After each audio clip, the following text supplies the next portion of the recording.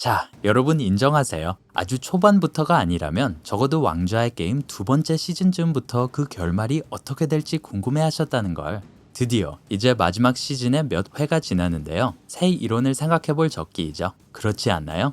그래서 얼음과 불의 노래는 마침내 클라이막스에 도달했고 드래곤 여왕과 나이트킹 사이의 전쟁이 시작됐고 그리고 끝난 것처럼 보였죠. 하지만 장대한 최후의 전쟁이 그런 상투적인 엔딩으로 끝이 날 거라고 진짜로 믿는 사람은 없겠죠? 아니면 화이트워커의 동기에 대해 완전히 밝히지 않고 그들의 이야기를 끝낸다고요? 그럴 리가요. 그러면 너무 단순하잖아요. 책과 TV 시리즈 둘 다 영웅과 악당에 관한 이야기가 아니에요. 인간 마음속의 전쟁에 관한 거죠. 이런 전쟁이 가장 힘든 거잖아요. 먼저 우리가 알고 있는 것부터 탐색해보죠. 철 왕좌를 차지하겠다는 야망을 가진 데너리스 타르가르옌이 있죠. 그리고 그녀와 비슷한 야망을 가지고 있지만 이미 왕좌에 앉아서 자기 자리를 지켜내야 하는 세르세이 라니스터도 있고요. 존 스노우, 소위 아에곤 타르가르옌은 혼란스러운 북부의 왕이며 또 스타크 가문도 있죠. 존 스노우와 스타크 가문이 같다고 말할 수 있겠지만 실제로 그들은 존의 어머니인 리아나 스타크를 제외하고는 아무런 혈연 관계가 없습니다. 그리고 아시다시피 왕좌의 게임 세계에서는 상속에 관한 한 오직 북의 혈통만 중시되죠. 아, 스타크 가문 참 흥미로운 사람들이지 않나요? 시리즈 전체를 통해서 그들이 주인공 같은 인상을 주죠. 항상 가족을 보호하고 나머지 웨스테로스에 다가오는 위험, 즉 화이트 워커들에 대해 경고하죠. 하지만 스타크 가문도 그 가문만의 어두운 과거가 있는데 이 비밀이 앞으로의 사건에 결정적인 역할을 할지도 모릅니다. 궁금하신가요? 그럼 한번 밝혀보죠. 스타크 가문의 가게는 뚝딱뚝딱 밥 아저씨 할 수 있어가 아니라 수천 년 전에 살았던 건축왕 브랜든에서 시작합니다. 윈터펠과 장벽 그리고 기타 다른 것들도 이 사람이 지었습니다. 그 이후에 스타크 가문에는 브랜든이라는 사람들이 더 많이 등장하는데요. 그래서 어떤 사람들은 건축왕 브랜든이 한 명인지 여러 사람인지 확신하지 못합니다. 왜냐하면 한 사람이 일생 동안 한 일이라고 하기에는 업적이 너무 많거든요. 어쨌든 지금은 그게 중요한 게 아닙니다. 장벽이 지어지기 전에 긴 밤이 오고 그때 화이트 워커가 처음으로 나타납니다. 그들은 아주 소수의 그룹을 제외하고 모든 인간을 거의 다 쓸어버렸죠. 그 소수의 그룹은 살아남을 뿐만 아니라 얼음의 왕을 인간 땅에서 쫓아내 북방으로 돌려보내기까지 했죠. 그리고 이것이 흥미있는 사건이 시작되는 지점이기도 하죠. 그 시대는 신화적인 영웅의 시대였고 잊혀진 이름의 마지막 영웅이 화이트 워커에 맞섰죠. 전설에 따르면 그 영웅과 12명의 동지가 숲의 아이들을 찾아 북으로 향했고 그래서 전쟁에서 지고 있던 퍼스트맨을 도왔다고 합니다. 결국 동지 12명을 모두 잃었지만 그 영웅은 숲의 아이들을 찾았고 그들이 이 영웅을 도와주었죠. 마지막 전쟁은 새벽을 위한 전투로 알려져 있으며 이때 나이트워치가 형성되었습니다. 하지만 숲의 아이들이 애초에 화이트 워커를 만들어낸 장본인들이라는 사실을 잊지 마세요. 그리고 긴 밤의 시기에 남아있는 숲의 아이들은 이미 몇 명 없었습니다. 이제 여러분은 시리즈에서 압도적인 힘에 맞서서 단신으로 그들을 제압한 사람들을 몇 명이나 봤나요? 맞아요. 한 명도 없죠. 왜냐하면 조지 R.R. 마틴의 세계관이 선이 항상 악을 이기는 전형적인 판타지와는 다르기 때문입니다.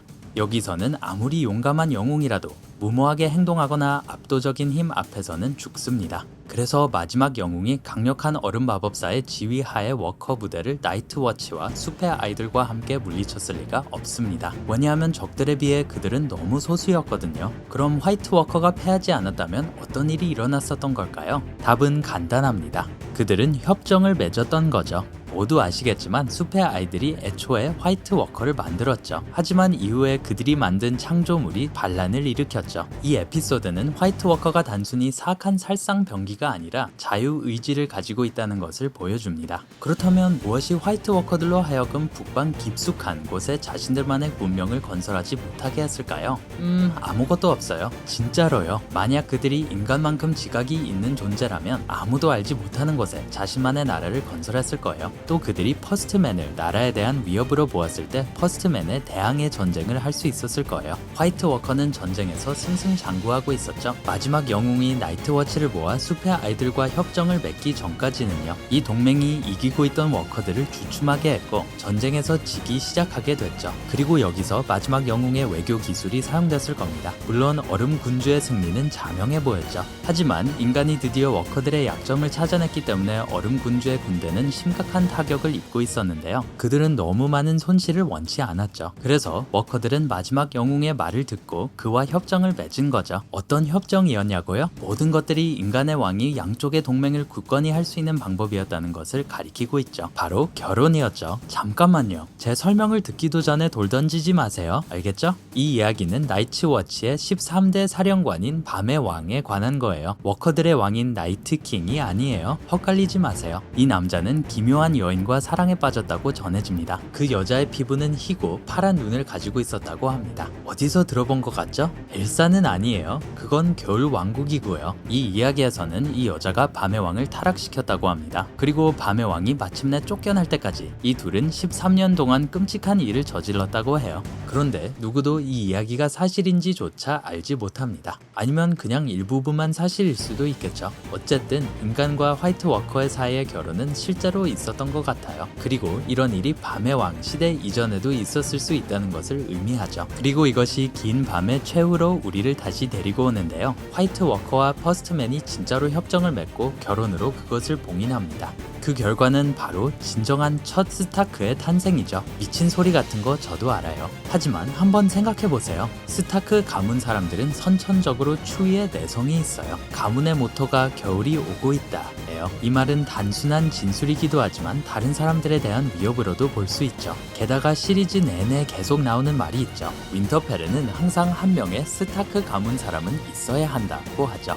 아마 이게 협정 내용의 일부임이 분명해요. 즉 협정의 효력이 미치는 곳은 항상 화이트 워커와 퍼스트맨 둘 사이의 자손에 의해 지켜져야 한다는 거죠. 그리고 언제 화이트 워커의 침략이 시작됐는지 생각해보세요. 타임라인을 잘 보시면 태온 그레이조이와 램지 볼튼이 윈터펠을 차지해서 불태워버린 때라는 걸 알 수 있어요. 그때는 윈터펠에 스타크 가의 사람들은 한 명도 없을 때예요. 그래서 수백 년 전에 화이트 워커와의 협정이 깨지고 사람들은 뭔가가 잘못됐다는 것을 알게 되죠. 물론 이것 모두 추측일 뿐이죠. 하지만 이 이론의 마지막으로 언급할 것이 하나 있어요. 제가 처음에 존 스노우를 스타크가 사람이 아니라고 한 것을 알고 있어요. 하지만 그는 여전히 스타크의 피와 타르가르옌의 피 둘 다를 가지고 있죠. 다시 말해 그는 화이트 워커와 드래곤의 후손인 거죠. 그가 얼음과 불의 연결고리입니다. 그리고 이 두 힘은 막 전쟁을 마쳤죠. 아니면 아직도 계속 싸우는 중인가요? 북쪽으로부터의 위협이 아리아 스타크에 의해 사라진 것 같아 보이는 것이 심지어 더 허황되게 들린다는 걸 알고 있어요. 하지만 전 세 번째 에피소드를 보기 전보다 지금 더 많은 의문이 들어요. 어떻게 나이트킹이 멀쩡하게 웃으면서 드래곤의 화염을 통과할 수 있었을까요? 얼음 군주의 진짜 동기는 무엇이었을까요? 나이트킹과 브랜 스타크는 어떤 관계가 있을까요? 이 이야기에서 브랜 스타크의 역할은 무엇일까요? 전 모든 것이 단순히 좀비의 침략과 인간의 절멸이라는 결론에 도달한다고 믿고 싶지 않아요. 화이트 워커는 매우 지능이 높은 존재처럼 보이고 나이트킹은 정말로 현명한 군 지도자 같거든요. 물론 그가 가지고 있는 일반적인 군사력이 두려움도 피로도 모르는 군대지만 그렇다고 하더라도 그가 어떤 식의 전략 없었다면 북부를 정복하지는 못했을 거예요. 그리고 믿음과 아리아의 칼 트릭이 없었다면 거의 이겼을 거예요. 이게 끝이라고 보기에는 너무 이상하고 단순해 보이잖아요. 그러니까 제 생각에는 최종 시즌에서 화이트 워커를 아직 좀 더 볼 수 있을 거라고 확신해요. 그리고 그들을 다시 보게 될 곳은 전쟁터가 아닐 거라고 봐요.